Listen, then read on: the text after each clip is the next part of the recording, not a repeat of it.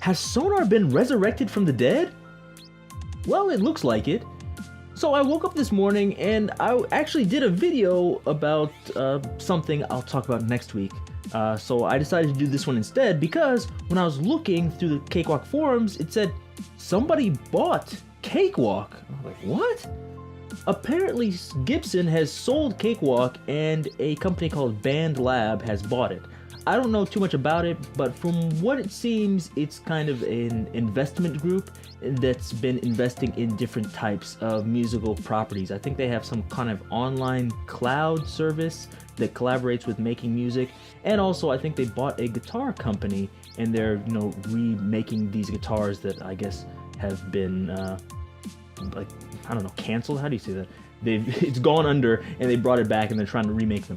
So I thought, oh, this is kind of good, and I think there's some good things about it, so let me show you here and their statement. Okay, so I saw this, and it says, Cakewalk is dead, long live Cakewalk.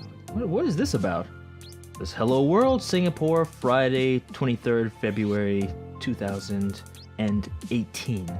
So I'm a little bit off, it's actually Saturday here, but whatever. And they said they have bought this, they blah blah blah about this, talks about Band Lab. Band Lab Technology is a collective of global music brands with a vision to connect the world of music. Millions of creators around the world use Band Lab, our flagship digital product, to make and share their music with other musicians and fans. So, just basic info, and I was like, okay, that's good, but I'm glad someone bought it.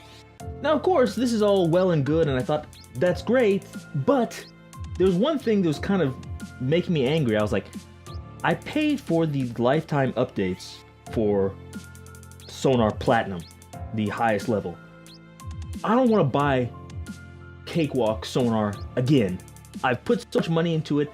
If I have to pay more money for the same thing I already have, I'm going to be pissed off.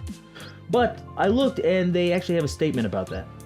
So they talked about that in here. They posted this on the Cakewalk message board. And they talked about like the migration of data, trademarks, etc. and other things. So I thought, oh, that's good. And it says here, an important thing we strongly believe in is to be as open and transparent as we are able to be. Once the product roadmap and more information on our plans are ready within the new establishment, you guys will be the first to know. We'll keep updating the announcement FAQ as soon as we have something to update, but I quickly wanted to address a key concern I saw in and amongst the thread so far and immediately reassure everyone that even though the suite of Cakewalk and Sonar products is now within a new company, our steadfast goal is that former Sonar owners, all versions, will not need to spend any money to cross-grade to the future flagship product. Whew. Okay, so that put me to ease, at least a bit. So I don't expect to get free updates forever. I think that's a little bit naive. But if they can give me like the first one, if they actually update things and give me the first update for free, I'll at least think about, updating and paying more money in the future, especially if it's good, if they do some good upgrades. So I think that put lots of people at ease because nobody wants to buy the same thing they already have. And I think lots of people have lots of ill will towards Cakewalk because of what happened. But to be honest, I think it's mostly Gibson's fault and not Cakewalk's. I mean, Cakewalk didn't want to go bankrupt, obviously. I think it was mostly Gibson's bad management that did this to them. And it looks like Gibson is actually in a lot of trouble. They didn't show up at this year's NAMM at all, which lots of people were surprised about. It looks like they're kind of folding up all their music brands and closing them. I'm actually happy they sold Cakewalk, but I don't know how much longer Gibson's gonna last in its current form. I think their debt has to be paid by the beginning of summer, and it's almost the start of spring, so they got about 4 months, maybe 5 months, around that, and if they can't come up with the money, they're gonna be done. Last I remember hearing, it was like $500 million, but I think they sold a bunch of stuff, so maybe it's like only 300 million. So only 300 million. I'm sure they can do it. So I don't know what they're gonna do, but Gibson might be gone. But I'm happy they're selling these assets now the thing I'm kind of angry at, and the thing I feel bad about this Band Lab, or I don't know, is it Band Lab? I don't know, I'm sorry I'm mispronouncing this new company name, but I feel bad for them because they got this so late that lots of Sonar customers like me already moved on to other DAWs. If they would have done this like in a week or so, I would have been like, oh, okay, well, I'll just stay with Sonar because another company has it.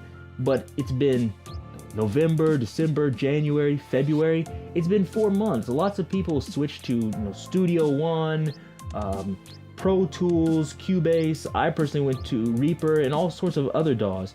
And that's not to say that there's no way I would go back to Sonar.